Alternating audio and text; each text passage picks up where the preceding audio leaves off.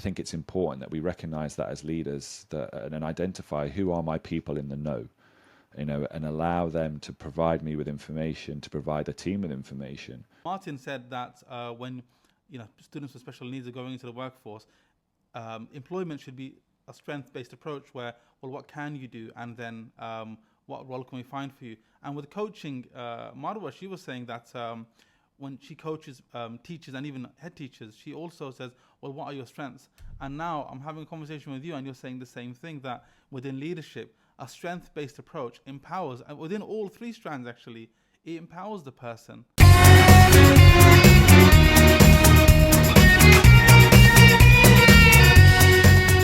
Today I'm here with Alex Gray, and he delves into the latest trends in research, providing teachers with practical advice and fresh perspective that they can use in their classrooms. First of all, thank you ever so much for having me on your podcast today. It's a real pleasure, and super excited to be here talking with you. So Deep came about during lockdown in 2020. I'm based in Dubai, and come beginning around about mid-March, we were all sent home. And I was then basically at home, my wife, 2 kids, and we were working through things, and I was trying to come up with something to keep myself busy, something about my professional development, and something that encouraged a bit of passion, things I'm interested in, which is obviously making videos. And I toyed around with this sort of trying to find an acronym, a name, as something that I can really build myself around. And DEEP came up, which started off as Deep Teaching. And DEEP at that point stood for Develop, Explore, Engage, Progress. Kind of four characteristics that were sort of stood out for me, that were important for the things that I wanted to do, and the things that then I wanted to share with people that wanted to listen, people that wanted to watch, people that wanted to engage. And so I had Deep Teaching then for 3 years over on YouTube, and it was only last year, so what is 2023, that I decided to expand it a little bit further. And funny enough, it came from having a conversation with Mark Anderson, talking about it on their podcast. And he spoke to me afterwards and said, now I understand what deep means. He said, you should write a book. He said that was his advice. And a book to me is not necessarily my forte. It's not my niche. And I kind of thought about it. Well, how would I do this in my way? That's something insightful for me and useful for me. And the idea then was like, well, actually, my skills are about videos. My skills are in tech side, like making websites. And that's what I decided to do. So I put together some ideas and started making my own website. And with that, Deep Professional came about, with the concept of that Deep now could be more, which was to do with developing education through enhancing performance. And so the different things I try to do, when I can get around to it, but the things I try to do with that is based on the value of enhancing performance, whatever that looks like for different educators. And, through different means, whether it's through video examples, whether it's through blogs, whether it's through the podcast that I associate with it, conferencing, speaking with people. So the premise about Deep is there about, let's find ways in which we can develop educators, that we can engage with them, we can explore different topics. And the key thing is about progression. That's the P. So the enhancing education through performance is about making those steps and taking those, just small steps, these incremental steps, but looking at ways in which educators can go about developing themselves, not just through schools, but individually and collaboratively with people like-minded. I love the fact, Alex, that your company, you formulated during a time when we were, were stuck indoors, and, from COVID blossomed these things. A lot of people I've spoken to that had that time, just because, we get so busy with our lives that you just end up running at 100 miles an hour and not stopping to pause. And I think that lockdown gave us that time to pause and think, well, what else could I do? Because I don't know about you, but me, I was running since I was at school and never stopped. Uni, teacher training, going through my NQT, started working. You never had that time to just ponder and reflect. So I think that's amazing that Deep came out of that. And, that's so inspiring as well. I hope our teacher listeners and our young listeners also get inspired by that story, because it really is, something. I know it's part of your process, but hearing about it really is quite inspiring, because, you took a time when we weren't outdoors. We were lots of restrictions on our lives, and you used that as an opportunity to create something new. No, I appreciate that. Thank you.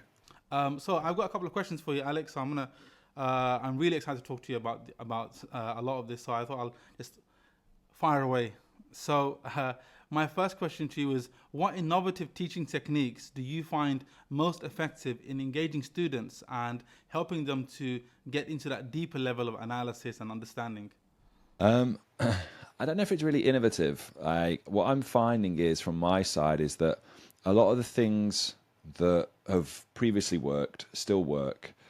It's just now how we're going about planning and incorporating them into lessons and how we're using, let's say, AI to facilitate this. So I'm a huge advocate of AI.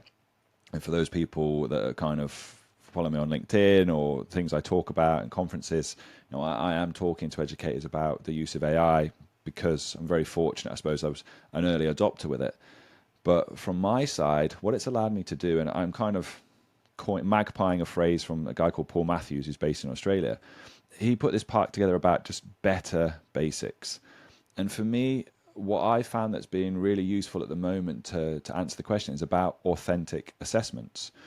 And I'm using AI to help leverage my limited knowledge on authentic assessments to help create activities and tasks that provide students with the opportunity to go about and showcase their knowledge and understanding in ways that tackle real world problems or in ways that are to do with real world scenarios.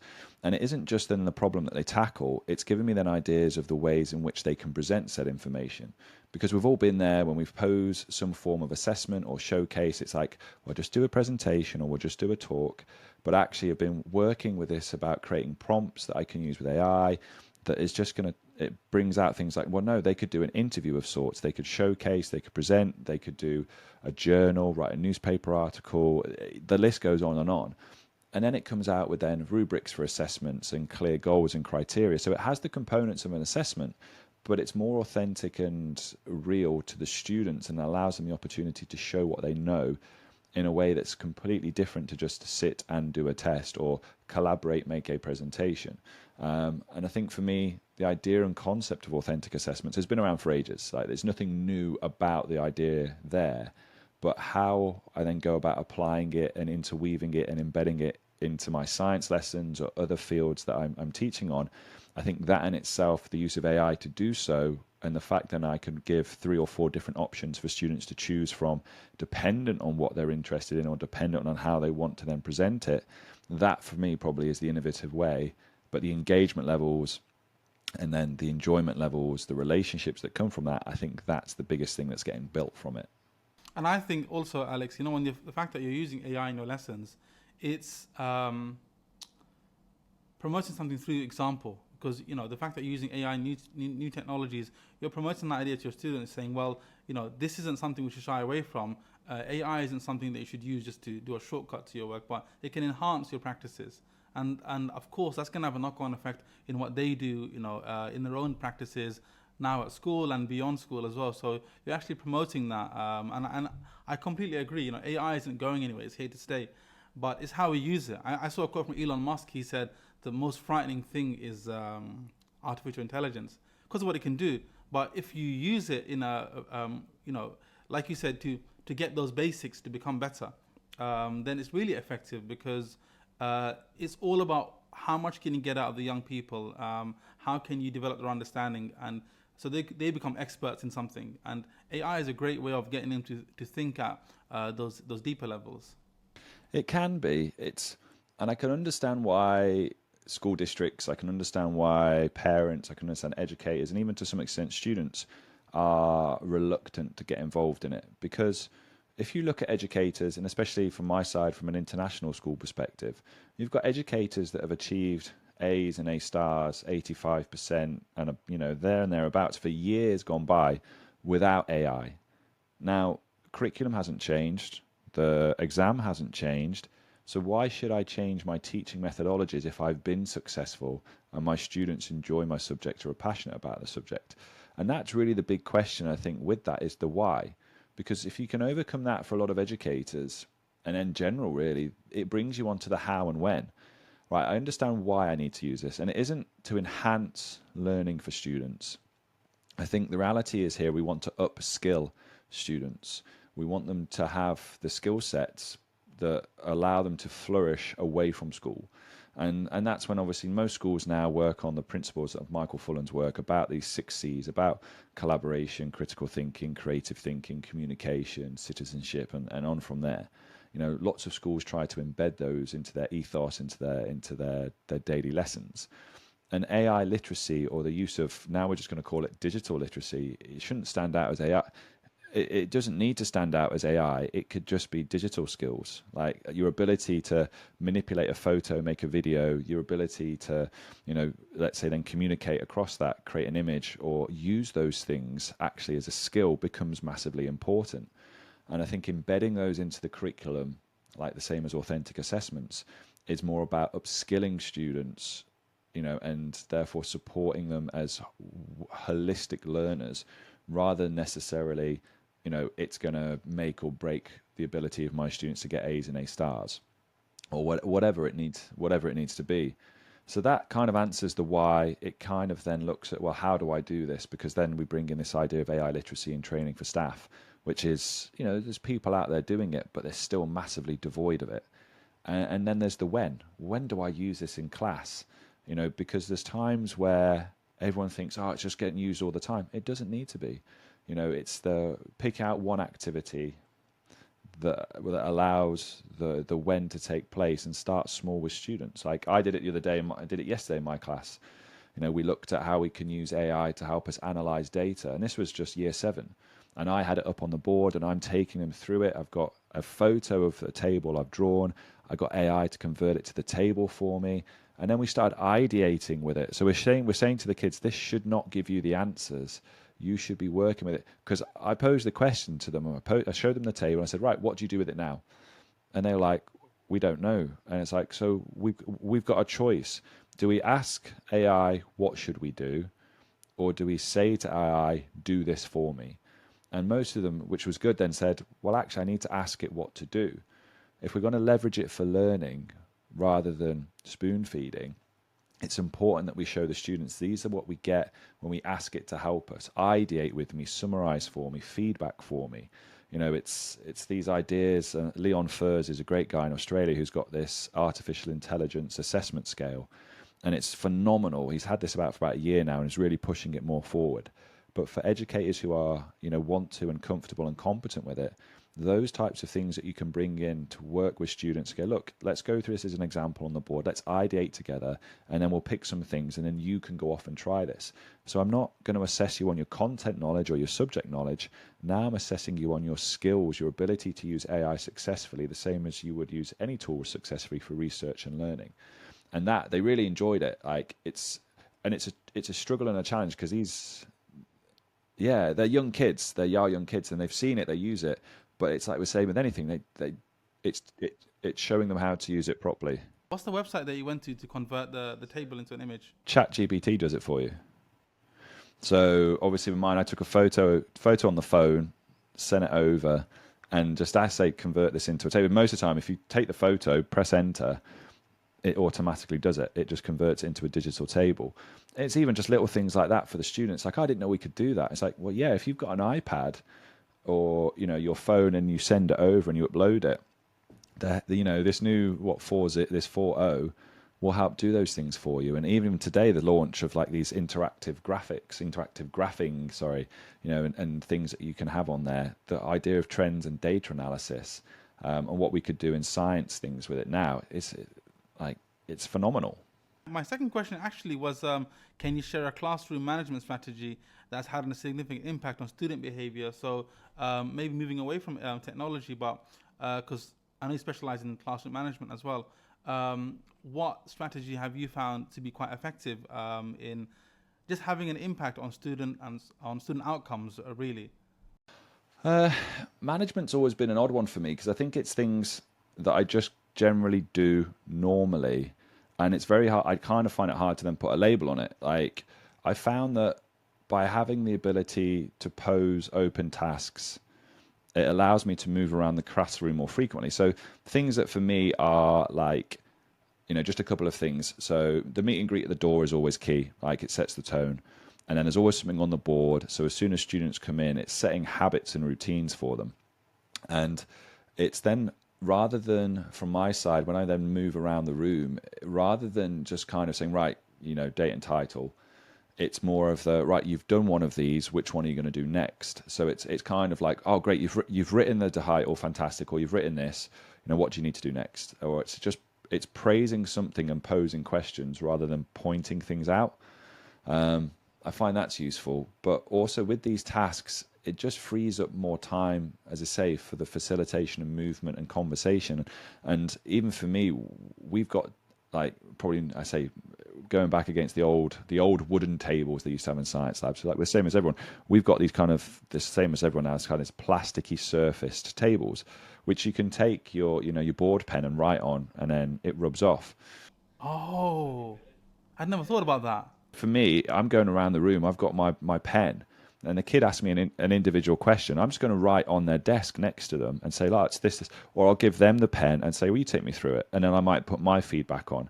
And that's one of the things this year that's really had a really positive impact on. That is so awesome. I think one of the things that's helped with it is, again, being comfortable and confident to be away from the laptop, to be away from the board, and then go out into the classroom. Don't teach from the front. Yeah. So I kind of like being able to do that. So mine are like kind of longer, like, bigger tasks or 5-10 minute things like this. But there's lots of collaboration, critical thinking, you moving around and posing questions, follow-ups, and having that pen and being able to do that, it brings about then greater engagement, and it holds, greater activity within the classroom. You still have to move around a lot, but it's that concept of, if I've got 24 kids in the classroom, the ability to hold 24 conversations, or it might be that the kids are working in groups of 4s. So it's like, okay, well, now I need to go and have 5-6 conversations with everyone and pose those small questions. And that seems to be really effective, or at least at this moment in time, being really effective for my classes. That's really fascinating. I'm going to actually try that myself. I'm going to share it among my peers as well, which is just, yeah, I actually remember the wooden tables from my generation. And you're right, the tables are plastic now, so why can't we give that?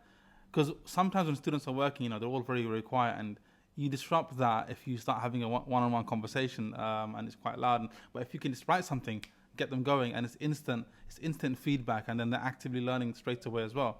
That's so fascinating. Yeah. I mean, even for most of our starter activities or engagement in Thinks, whatever it is, in any group work, all my kids now, especially in the sixth form, were like, come and grab pens off the table. They weren't even writing books. It's on the table. It's on the table. And then you can go around. It's like, tell me why. Explain for me why. And that conversation. It's just been more impactful from modelling perspective, engagement perspective, and seeing what students have done and assisting with it. So yeah, that would probably be one thing I would say, if you can do it, if your school's going to allow you to, just get some like wet wipes or something afterwards. Accidentally get a permanent marker from stores and Yeah. actually there's a hack. Actually, Been apparently, if you use a whiteboard marker on top of a permanent marker, it rubs it off. So even that's fine. A bit of ethanol from the science room, I think, helps as well. Okay, so we talked about technology, and we talked about effective behavior management strategies and that consistency. And now I want to move you on to another, because deep is so vast and wide. I want to try and get as many answers of you from different topics as I can during our time. So I now want to talk to you about leadership, and it's an entirely different field actually. But my question was, what leadership qualities do you believe are crucial for driving positive change and innovation in a school, with technology and with other things that are on the agenda as well? I think the key thing from my side, is recognizing that if you are a leader in that boat, is that you don't have to be the smartest person in the room. I think that's the key thing for there. I'm a big come from a big sports background, and so for me, like a team of like things that stood out for me in terms of books I'd recommend first, things like Teams of Teams, which is from a military perspective. I won't spoil it too much, but this idea that you need transparency to have all parties involved within the room, so everyone knows what's going on and everyone understands the vision. And the relevance of that from my side is that if you are wanting to bring in positive change and you want to bring in any different type of concept, it's like everyone needs to know what you're moving toward. And so that when it comes to this, right, I'm now off in my own individual team of science and I'm not in a collective secondary team, I'm going to have to make decisions by myself, based on this information, And I need to feel empowered to be able to do that. And so then when I go back to my secondary team, as everyone, I can relay that and the impact of that. And I find that often, schools are a team of teams. They are Yeah. science department, English department, individually doing things that isn't necessarily for the biggest impact of the school team, the secondary team, whatever it may be. And so from my side, this idea of transparency and having everyone on board with that, it has a massive impact because, as I say, you empower the decisions, you're clear in the journey and vision, and from want of a better word, you're giving people the trust and within this capacity a psychological safety to try and do and then feed back into the team of what works. Because then it also helps with students. We predominantly teach a lot of the same students, and so if you're going to go within this big secondary meeting, you're going, right, these are our 10 across this year group, who teaches, what can we do, what's working, and that instant, you can then cluster people into smaller teams and go, right, share this information around. So this idea of being a small team and a big team for me is really, really important. And because you then recognize yourself as not having all the answers and not being the smartest person, you are empowering other people to show what they know. I think with it, this expectation, I think, for leaders to have all the answers, I think it's important that we recognize is that you allow the people who know to talk about what they know. And if I am a specialist in digital technology, then yeah, I'm going to talk about digital technology because that's what I know. It doesn't mean that I've got the competence or aptitude then to go on and talk about other things like inclusion. I might be able to assist, because I've got something that ties into that, and I can answer and make those connections and build those bridges to it. But again, I think it's important that we recognize that as leaders, and identify who are my people in the know, and allow them to provide me with information, to provide the team with information. I'm worried I'm going to forget to say this, which is that I've had 3 podcasts recently. One was with Martin Bloomfield, and we talked about special needs and helping students with special needs go on to the workforce. And I had one today with Marwa Yassin, who's she does coaching for teachers and principals. And now I had one with you, and you all said there's one strand that cuts through all of that, which was a strength-based approach. So Martin said that when students with special needs are going into the workforce, employment should be a strength-based approach where, well, what can you do, and then what role can we find for you? And with coaching, Marwa, she was saying that when she coaches teachers and even head teachers, she also says, well, what are your strengths? And now I'm having a conversation with you, and you're saying the same thing, that within leadership, a strength-based approach empowers, and within all 3 strands, actually, it empowers the person. And that's really fascinating, because they're all 3 different conversations that I've had that golden thread, actually, of focusing on the strengths of the person, even within leadership. Because like you say, when that happens, it empowers the person that you are. Definitely. Definitely. The way I've kind of approached it previously in the past was kind of, it came from the concept of, what T are you? So this idea is a shape about breadth and depth of knowledge, in that educators have a breadth of knowledge that goes across and then generally pick out a depth. So in one area that makes a T shape. And it's like, and that's okay to have that. And then, but actually what you want to do is build on that to go, well, can I make you an N shape? So we've got 2 strands now, 2 depths across your breadth. Or can I make you an F shape? Can I make you an M shape?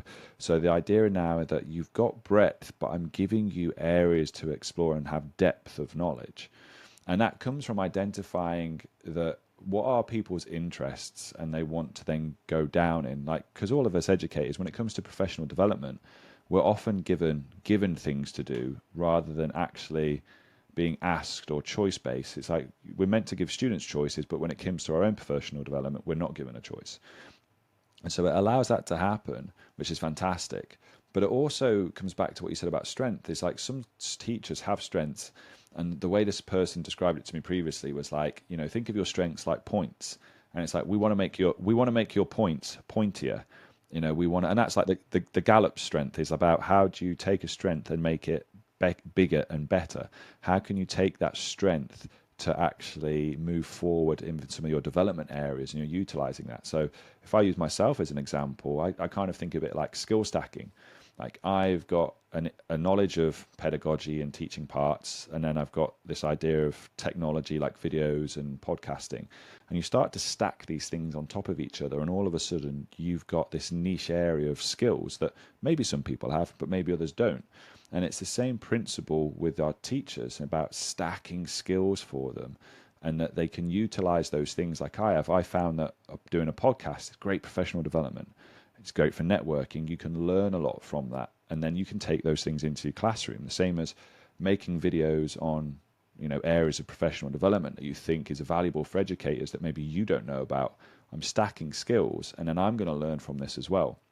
And I think it's important for us to be able to offer those to teachers. We just don't, or not enough people do. Yeah, I completely agree.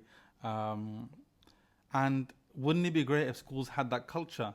If that was embedded in the culture that, many schools I'm sure have like a student celebration wall. This is our, and you have award ceremonies for students, and you have, head boy, head girl. You'll also have, these are the best students that got the best grades. However, for staff, as an email, I've worked in Qatar for 10 years now in 3 different schools. I wasn't always aware who was focused, or who had what strength. I wasn't aware. You had to kind of go and ask around, and someone might be really good at something but are stuck in the classroom. Those strengths of the staff weren't really celebrated, so you never really knew who to go to for what. And that's, it's quite sad actually. I think schools could go a long way if they celebrate the strengths of their teachers, because some people are quite shy and timid, and they won't, they're not going to put themselves out there, but they could be really good at something. So I knew this one teacher. He was brilliant at Excel spreadsheets. And when I became head of English, that's exactly what I needed, because I had very limited knowledge of Excel. So someone pointed me out, but it wasn't common knowledge. And so I think that would be really great if schools celebrated the strengths of their staff. My next question to you was, what role do you think teacher collaboration plays in creating a culture of continuous improvement in schools?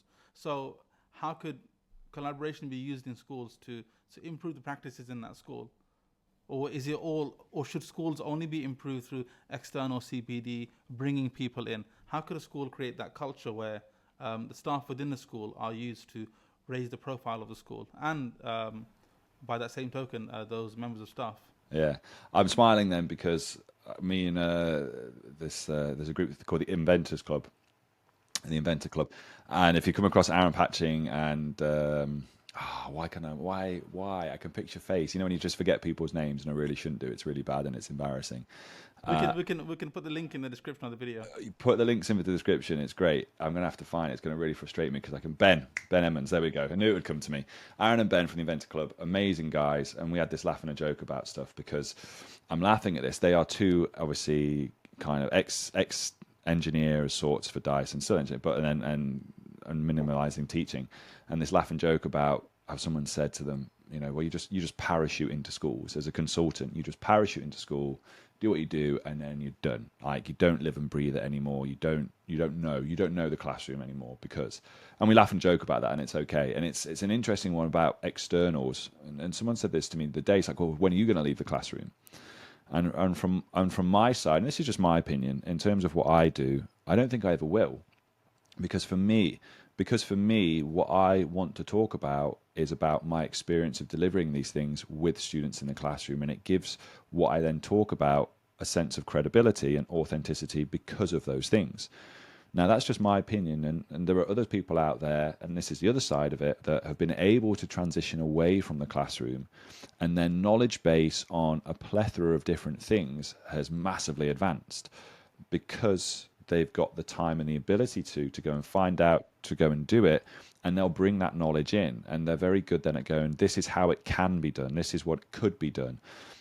And so you've got that fine line about being able to say, this is what you can do versus someone who can say, this is what it looks like in a classroom.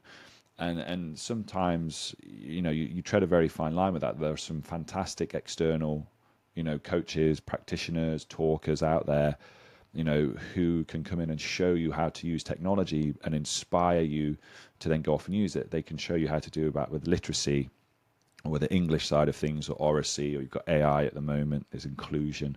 Lots of good practitioners. It didn't all used to be like that, and I'm sure there's still some out there that aren't like that. Versus what you have internally. And it's the same argument for internal, because I know people who are heads of professional development who don't hold like training, who aren't qualified coaches, don't have an idea about, or even done like the MPQ LTD, which is to do with leading teaching development, don't have that. And some of them are good, they work at it, they understand it, they have a feel for it, and others are terrible. And that's what you get from staff. And if having an external speaker is only good if you can afford it. Otherwise you are internally based, and it very much depends on the type of person you have leading that, or the type of head you have, or senior leadership team, and what they want to drive forward for you. So it can become challenging in that. It can become super challenging in that. But trying to find that balance of driving things forward in school, I think you need a combination of the two.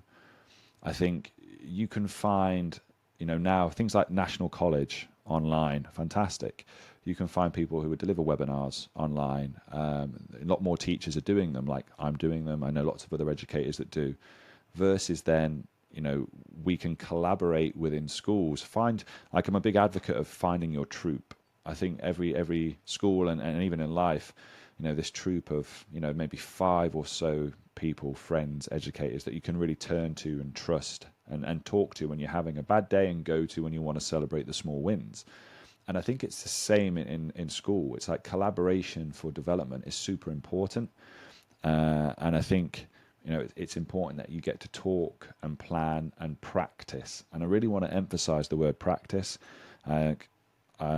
From me, from a sporting background, from a coach and a rugby coaching plus a professional performance coaching type of line, it's like we spend a massive amount of time practicing in sport.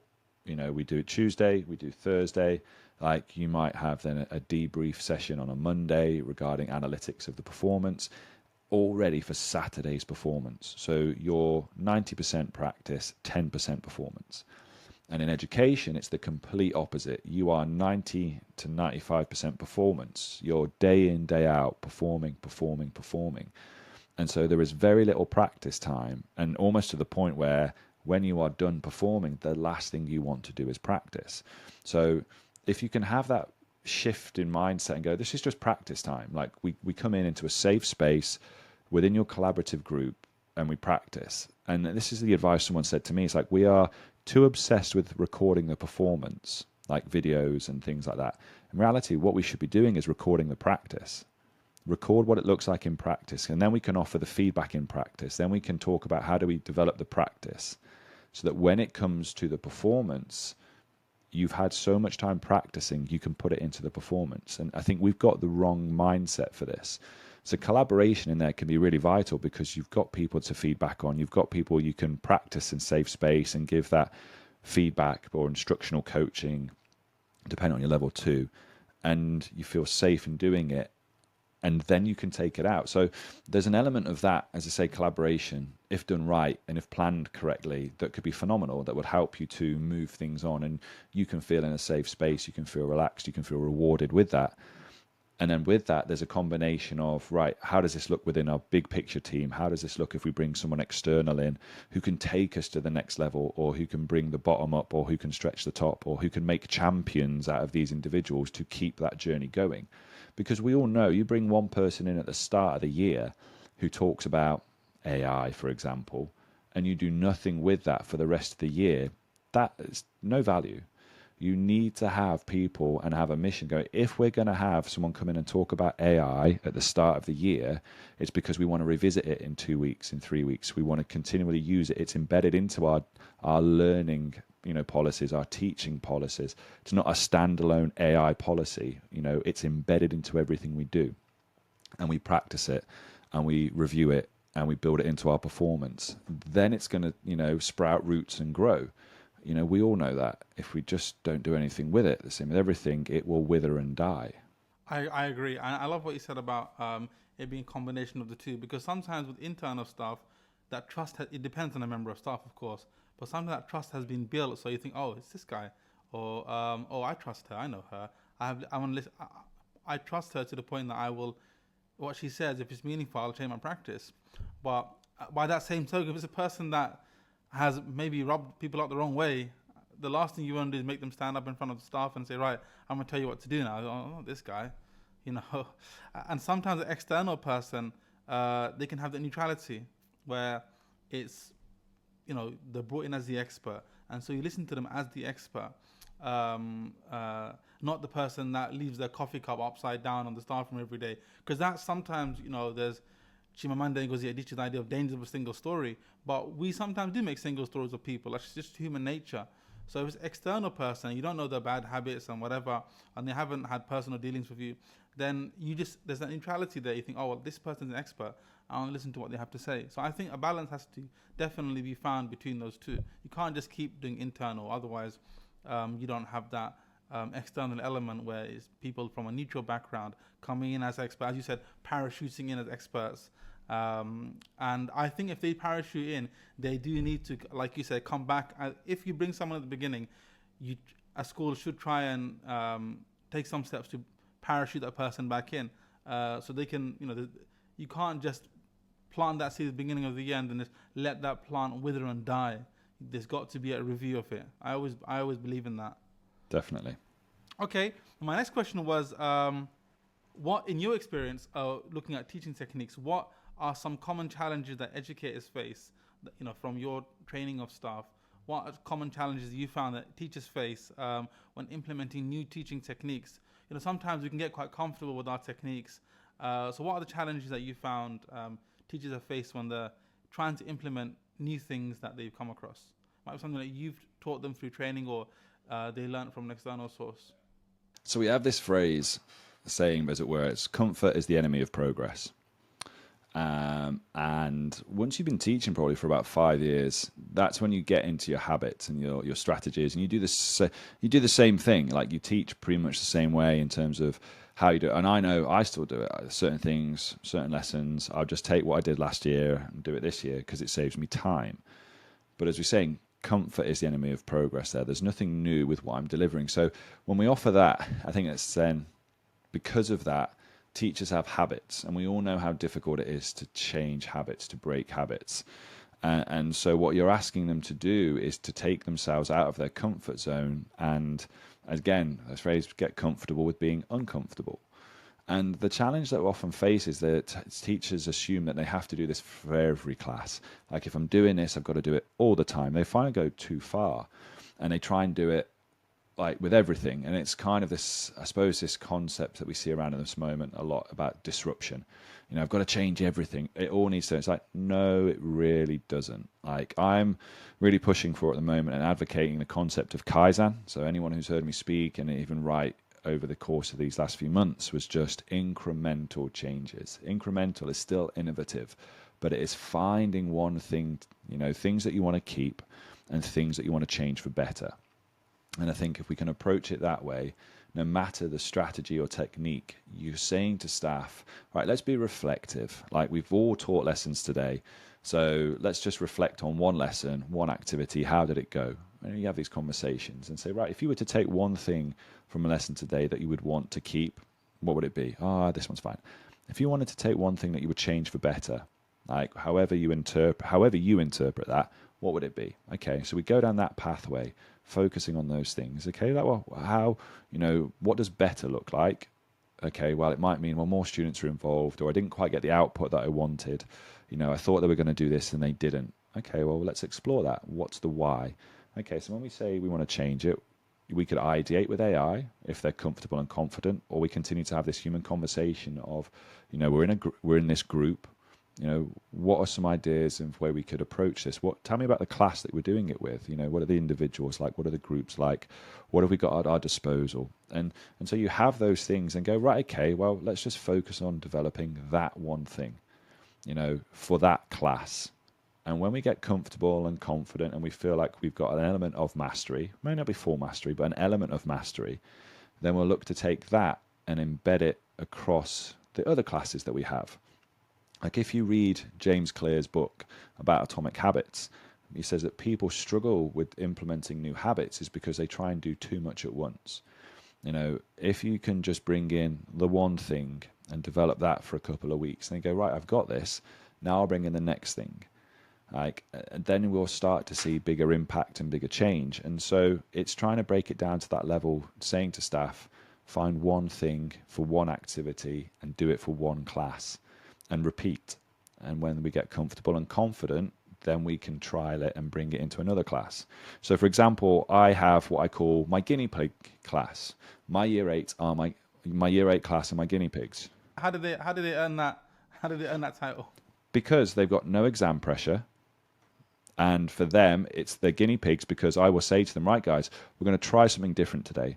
Right, guys, someone's approached me with this new technology. Let's try it. So, for example, there's a piece of AI tech that I love, and it's called MindJoy.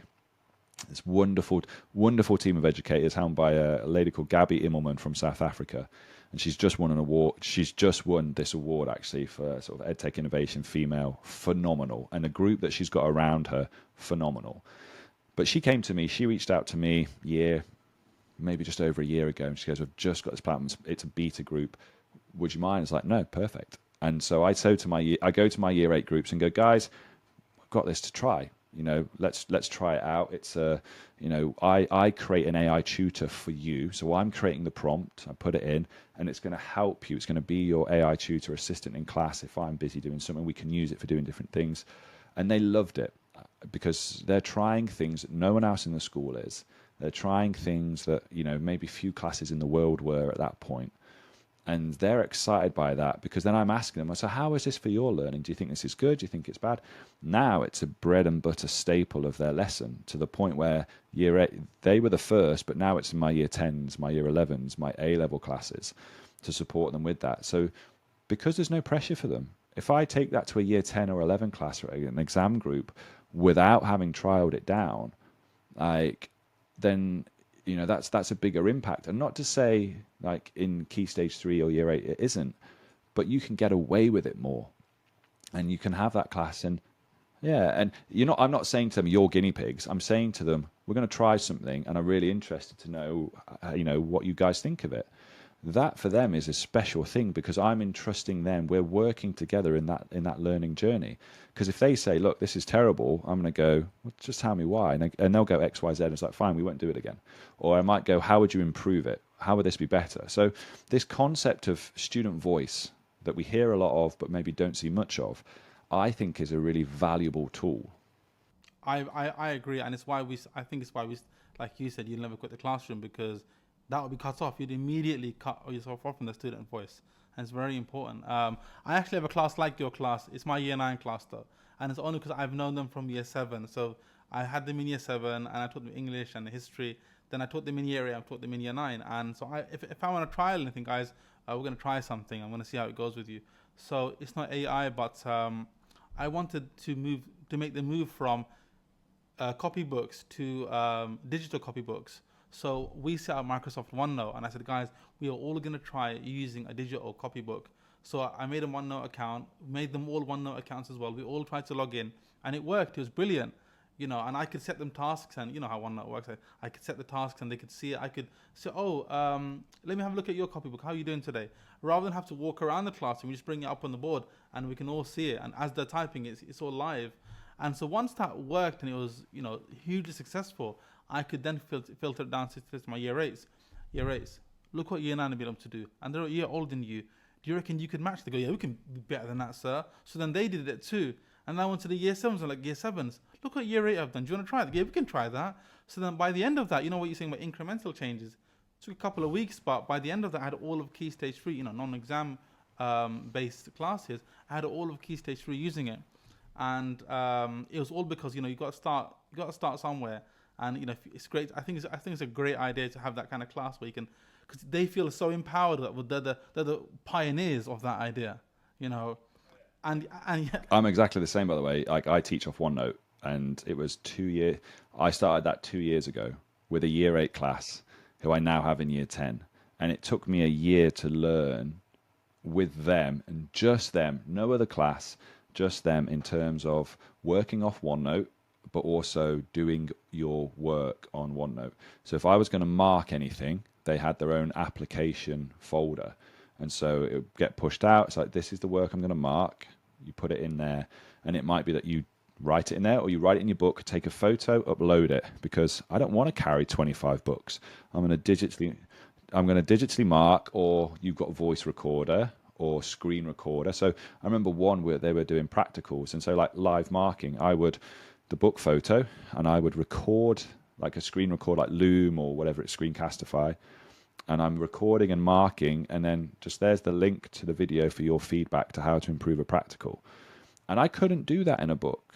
Like, so now 2 years on, all my teaching, all my classes, everything is OneNote, and all my kids are trained up, prefer it, because they can share and pull in so much more. And people, it's like there's so much evidence for it. Like if you just research the transient effect, people talk about it, but having this on a OneNote, like instead of a PowerPoint, like it's in terms of retaining information is so much better, so much better. Even just that, I know we talked about exam classes. So following Key Stage 3, I'm a teacher of English, so I get my students to write these hugely analytical paragraphs of a quote from Macbeth or Inspector Calls, and I was always anxious. I always said, please don't lose your copybook, because that's your revision material. You've got huge paragraphs that I've written for you in model paragraphs, huge ones that you've written, and sometimes they'd lose it and I'd stress out. But now I said, so year 10, right, we made the jump to OneNote, and it was brilliant because, right, write a paragraph up by hand so you get used to that, because your exam's going to be by hand whether you like it or not, but then type it up on OneNote. And now I said to them, guys, look at your OneNote page now. Look at the Macbeth section. That's your revision. That's all your revision when you get to year 11 for Macbeth. It's all in one place, stuff that you've done, the model paragraphs that I pushed out to you as well. And it's all there on your laptop. And they're like, yes. And now, like you say, they prefer it. Because, they do it by hand for me, because at the end of the day, they're going to have to be able to write 4 or 5 sides in about 45 minutes, okay? But the one that I said, that's your revision right there. And they see the benefit in it. And when they see the benefits in it, you no longer need to sell it to them. They're sold. Yeah. Well, I'll give you another tip with that then. So I do that. And what I'll do is I'll go around and maybe take a screen grab or a photo of different kids' work. And then what I can do is I can put that into AI. So I say AI because not everyone uses ChatGPT, but I'll put it into ChatGPT and it will read it, which is great. So if they've got terrible handwriting, it makes it easier to read. But you can use it for feedback or show them how to use it for feedback. But actually, I kind of like it about them being able to go further, or actually being able to get different questions from it. So this is a piece that students wrote into this answer, this question. Like, I want you to generate, like, it could be 3 stars and a wish, 2 stars and a wish. I want you to generate a type of reflective question based on this, or whatever it may be. And then I'd use that and I would show them so that they could do it in the future to learn feedback. Or it might be that you're just picking out a model answer. So you've gone through all the kids' work, top end, middle, bottom end, and you can do the same with it. Like inclusion base. Like imagine that with an LSA, and you just like take a photo of it up there, read it through, and then you can ask it for 3 follow-up questions or whatever it needs to be to move it forward, type of thing. Like I don't know, you can do 2 stars and a wish ChatGPT. Oh, do you reckon it's powerful enough?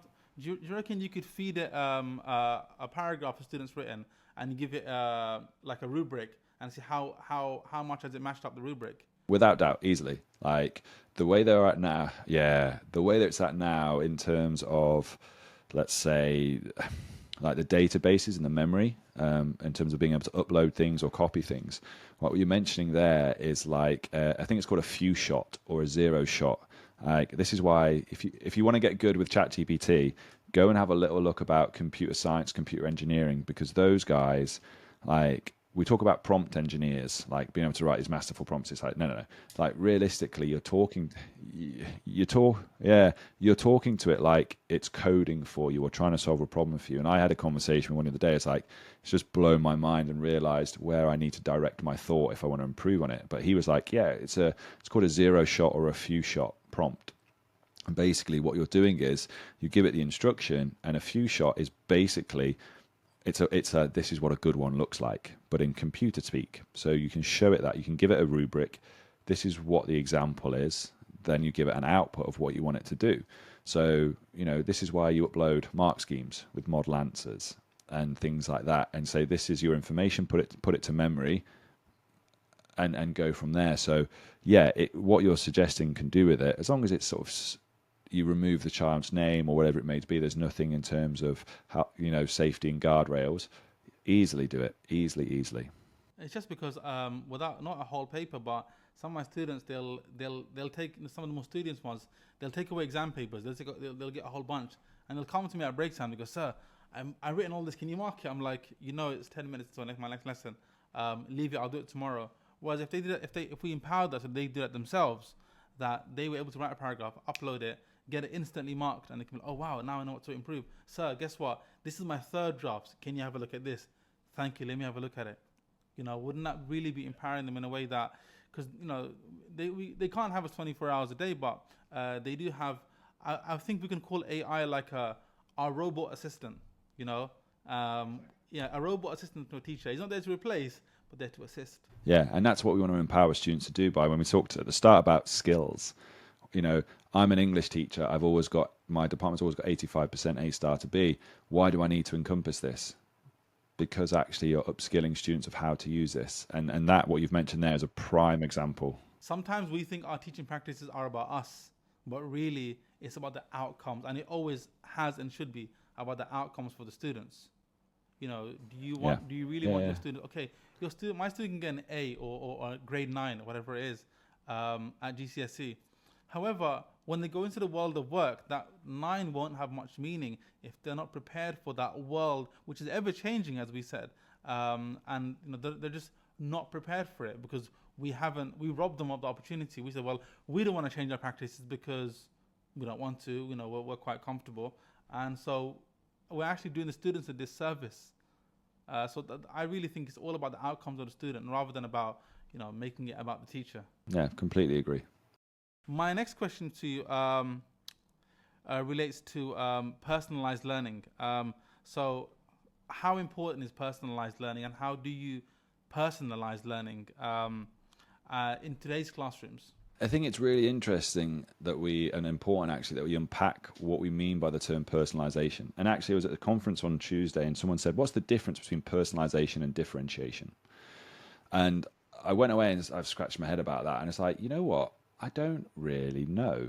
And maybe someone out there, and I'll go away and have a look myself, and maybe some of your listeners and watchers will be able to kind of elaborate a little bit more on what it means. But it's definitely there for some discourse about, well, actually, yeah, maybe it's this and maybe it's that. Because I think we associate differentiation with SEND, with inclusion, don't we? Think we have to, whereas personalization actually would be such more of a more inclusive term. Just need to personalize it for you and whatever your needs and wants are. But for me, the challenge in personalization where we're at is it's this word that's really come about over the last year and a half, mainly last year, with AI, coming into classrooms and people selling it at the face that AI is really going to help personalize learning. It's like, well, personalization has already been taking place. Like, we just called it different things. You may have called it student agency. It's like, what do you mean? Well, do you give your students a choice of certain tasks at times? Do you offer them hinge questions or choice boards or menus? And you might be like, yeah, I do. Great, that's personalization. Do you give them different ways in which they can maybe take an assessment? Yeah, great, that's personalization. The challenge we face is that, and even from me as a scientist, is that I have a very specific curriculum I have to stick to in preparation of students for GCSEs and A-levels. That limits the amount of personalization I can give, because it's not like I can say to students in year 10 through to 13, right guys, we're going to have a genius hour, pick a passion project of science, go off and do that. It's like, I can't do that. And because it's examinations, they've got to fit this in, timetable is tight, so it limits what I can do. Student numbers in a class may limit what I can do regarding personalization. And again, the ability or the access to technology and devices may limit the amount of personalization I can do. So I think it's important that we have an understanding of really, what we mean by personalization, and recognize, well, we already do it to some extent. Maybe we didn't realize we were doing it, but we do. And yes, there is this piece of technology that could help me do maybe slightly more. It could help me bring in more authentic assessments. That's personalization. It could help me, personalize, or in this case, adapt like lessons or strategies or activities so that more students are able to move from whatever level it is to the next level up. It can help me personalize the feedback to that student so that they can consolidate and solidify their learning, their skills, and also be given a target of how to move from that 4 to a 5 or that 6 to a 7. It can help me with that. All of those are, in my opinion, characteristics of personalization. Being time poor as a teacher is what holds me back from doing that. And if I can leverage this technology and my understanding of it, it can help me develop and implement those things within the same amount of time to have a greater impact. I agree, and it is true actually. We have been doing personalized learning for such a long time. We're just giving them the autonomy. Sometimes I used to get a picture when I was younger. I used to get a picture of Neo from The Matrix, where he says, "Choice, the problems with choice." And I'd put 2 GCSE questions on either side. I'd be like, "You choose. I want you to choose. I don't want to tell you which one to do. You choose." And they were like, "Oh yeah, but what quotes? You choose the quotes. You've got the text there. Find them. Okay, I can tell you what pages you might want to go to, but I want you to choose." And that's personalized learning because they're personalizing their answer. It's not everyone isn't answering the same question. Everyone isn't using the same quotes and so on. So I do think maybe it's just a new word, but we've always been doing it. Yeah, and that's the issue we face in education, isn't it? Is words and how we have to put stuff into boxes and pigeonholes and all these different things, isn't it? Do you remember? Do you remember when we had VAC? VAC came and went. Yeah. And even then, it's like I had during my training, I had to state for every teaching activity I did, whether it was visual, auditory, or kinesthetic. And when I told my mentor, "Yeah, but this one's both," she just said, "Well, just choose one." It was so limiting. It had nothing to do with student outcomes. It was more about, to be honest, if we can call a spade, it felt like a tick box activity. Yeah. It wasn't anything to do with teaching and learning. Because an activity can be multisensory. What do we do about that? So, Yeah. Like you said, they're just words. They come and they go. But it's more about how much is that enriching this, the student experience, which is what should be the central focus, really. Yeah, agreed. So I've only got 2 more questions for you. How do you? So there's so much when it comes to we're talking about exam classes. There's so much pressure, and the pressure comes from the top, by the way, which is not from the top. It starts at the top. So head teachers feel it when it comes to Ofsted reports, and if you come down when it comes to the teacher level, teachers also feel pressure for getting the best grades, because whether we like it or not, it's almost as if your exam class, the grades that they get, that's your measure as a teacher. So in that high pressure environment, how do you encourage creativity and critical thinking skills through teaching methods? Because you get and I'm guilty of this myself, when it comes towards nearer the exams, I'm just giving them exam questions, model answers, feedback, and rinse and repeat. You ever heard that phrase, "You don't know what you don't know"? You don't know what you don't know. Yeah, I've heard that. Yeah. It's interesting if you apply it to that, what you've just asked, because when we talk about teaching and habits and all these things, it's like students in the classroom are just kind of receptive to what we've always done, and that's one of the problems, isn't it? We've always done it that way type of thing. So imagine if you're in a classroom and the only way that you teach and deliver information is by taking your kids through and labeling a task as, "This is a critical thinking task." "Oh, what do you think we mean by critical thinking?" What if we go through and we label another activity as a creative activity, and we start to unpack with the class, "What do you think we mean by creativity, or the thought process behind creativity? Is there any one measure to do it?" And so you build up, as you develop that class and you build a relationship with them, and you can kind of help to start with labeling what an activity is so they know the type of thinking to take place, or maybe the outcome. And you slowly remove that away as an outcome. And then obviously within that, you talk to them about the testing effect. So this is the evidence behind the testing effect, guys. This is why I do it, because I believe it, in terms of you holding this information at the forefront, being able to recall information faster, being more accurate with your retrieval of this information. This is why we're going to do it. So now they start to understand the premise behind this.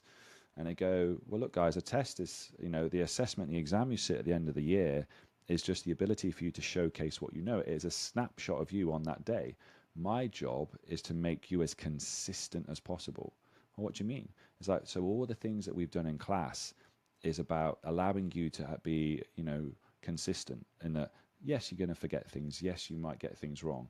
But we've practiced across all these different skill sets to ensure that your level of performance or consistency is as high as it possibly can be. So if your students don't know about pressures of exams and don't know about all these other external factors because you in your classroom have done these things, they don't know what they don't know. And it's that students only know this information because we tell them. And it then dictates, and that example should showcase to you, depending on what you tell your students, will be the outcome that you get. If you're in a position where you dictate the narrative in your classroom, and you can say, yeah, there are, but we're not worried about those guys. That's just one thing on one day. What we're worried about is this consistency, what you move forward with and what you have and what you can do. Then it becomes a very different, their culture, their perspective, their output, their mindset becomes very different to the one where it's just, well, we're an exam factory, and if you're not a 9, then you're failing. The biggest thing I would say, and I've said this recently a lot, and I took it from a song, was if you're not thinking, you're not winning. And even with all of this information, technology, everything at its disposal, it's like you get a kid who copies, does their homework using AI, great. Ask them to tell you about it. They won't be able to. Why? Because they're not thinking. And it's the same thing. You say that to the kids, guys, if you're not thinking, you're not winning. And if you build those mindsets and build that culture within your classroom, within your team, where it's we reward thinking, we want thinking, you are the generation who are going to solve problems and create. Well, if we don't give them the opportunity to, if we're not upskilling them on how to, they're not going to solve the problems that we've created. I really like that idea of empowering them in that way, actually.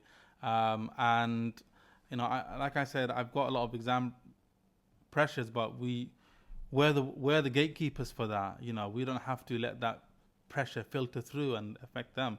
And where I do try things out is in my form class. So I've been a form tutor for 3 years now, and so I wrote a book. It's a teen fiction book. It's called Teenage Survival Guide. It's still with editors. And what I did is I took all of my teenage experiences, like getting hit by a bus, which actually happened, and I wrote how to survive being a teenager. Basically, every chapter has like a lesson. Don't try jump onto a London 36 number moving bus, right? And it's fun because it's from the 90s, so it's almost like sci-fi fiction for them, because that's the world they will never know, when there was no internet, when your phone wasn't the internet, on the palm of your hands, when it was just a different world. So I got them to, I tried chapters with them, and they said, this is really good, sir. You got to send it to the publisher. So I said, all right, look, if you tell me it's good. They said, yes. I said, all right. I just wrote my life as a kid. But my editor got back to me and said, listen, your chapter headings are inconsistent. Your book's called Teenage Survival Guide, but you've got don't start a fight with a tank. But then your chapter 3 is my mum, the FBI agent. It's that time when I nearly burnt my kitchen down, and my mum figured out just from the soot on the wall that it was me. So I said, all right, guys, we've got a real life problem here. We've got 20 chapters. Let's come up with new headings. So we did. We sat there. I told them about each chapter. They laughed hysterically, and we came up with new titles, all like didactic pieces of advice, like pick your fights. Not every fight's your fight. What else did we have? Some real gems came out yesterday. And by the end of that form time, we'd finished the new headings. And one of the girls put her hand and goes, sir, look, we know you're under a lot of pressure from the editors. You don't have to go with these. They're just our suggestions. I'm like, yeah, but guys, you are the readers. Of course, I'm going to go with most of these suggestions. And they laughed, right? Some of them were a bit, silly. But they felt so empowered. They're like, wow, we're actually going to, when we open that book, we're going to remember this conversation when we pick these chapter titles. And so it was bringing creativity in, but also empowering them as well. And it was just a great moment for me as a form tutor for that class. I love that. I love that story. Let's see what happens. And I've only got one more question for you, which is, what advice would you give to aspiring leaders looking to make meaningful impact in their schools? I think leadership, and in terms of that, is either going to be an internal or external motivator. And I see a lot of leaders in education, and I suppose it doesn't matter what role of work you're in, but are driven by internal motivators in terms of the next ladder, the next step. I've got to make impact, got to make change, got to do this, got to do that. And you probably people listening is like have been in schools where it's like, yeah, a new leader comes in, it's like completely different vision. We're changing and it's like a roundabout this. It's so hard just to have legacy. And I think legacy is really important, because if you are there as a leader that wants to develop, improve, you start at the bottom of what is it you are wanting to develop and improve. Now, it could be educators. It could be I want to support teachers because if I can do the teachers, then that's going to have the knock-on effect to the students, and it can be that way. But the aim is that you recognize is that by doing one, the outcome really is the students.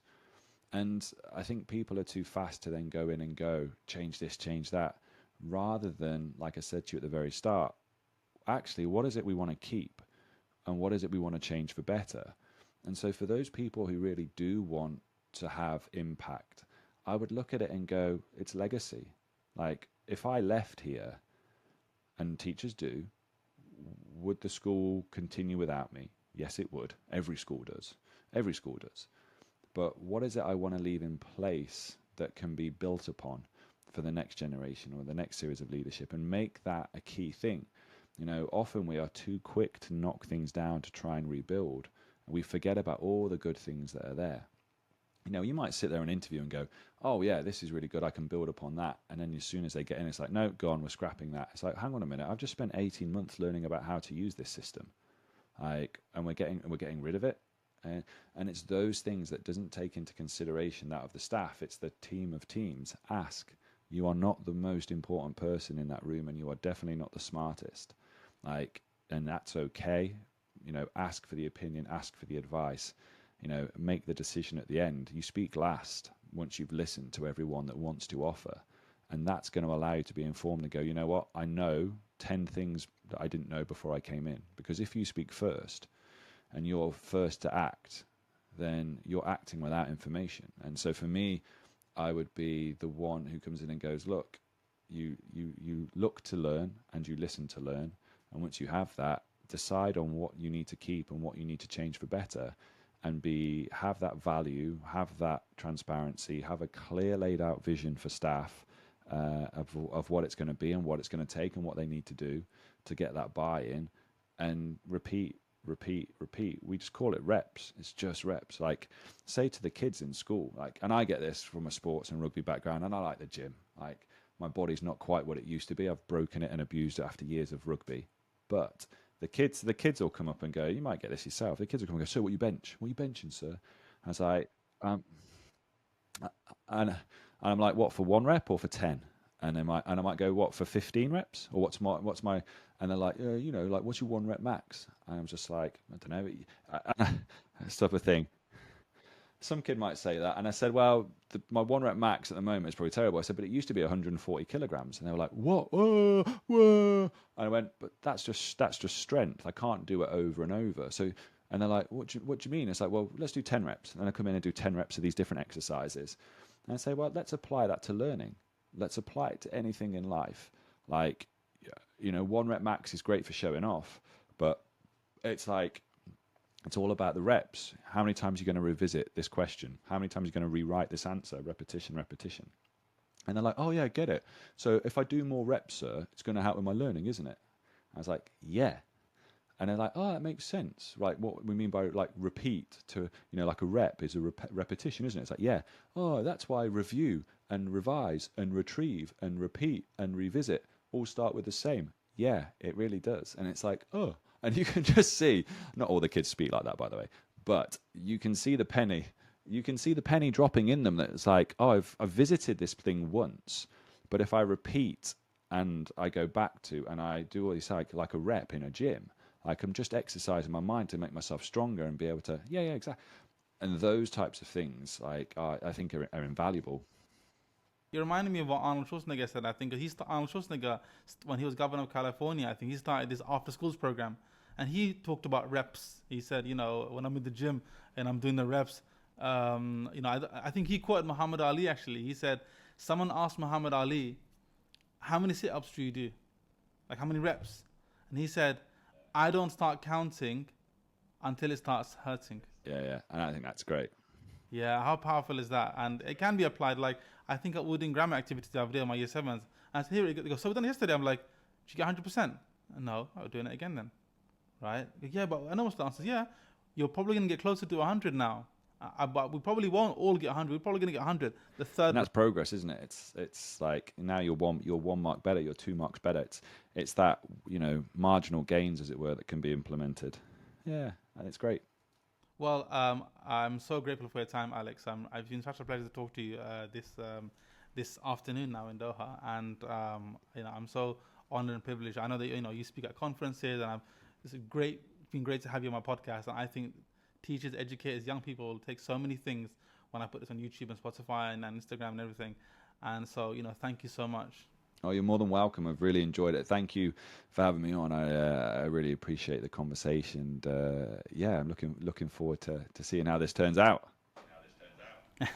You have to let me know if you ever come to Qatar. I will take you to the best coffee places. Honestly, they love coffee out here. And there's a company I'm affiliated with, which is ILM Connect. So ILM Connect works to bring teachers and experts such as yourself together, and not just physically, but also through webinars and coaching sessions. And I think it'll be I'll try and put you in touch with the CEO, because I think you have so much to offer.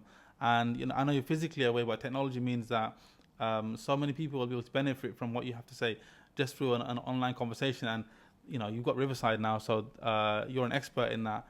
And I think that will just bridge that. That will just bridge that gap. Honestly, I'll send you more info on that later. But it just came to mind because I think there's so many amazing things that you do, and you're so far away from us. But with the wonders of technology, you can literally be in the room with people miles away, and they could really benefit from what you have to say. Yeah, massively. I mean, where you're Qatar, aren't you?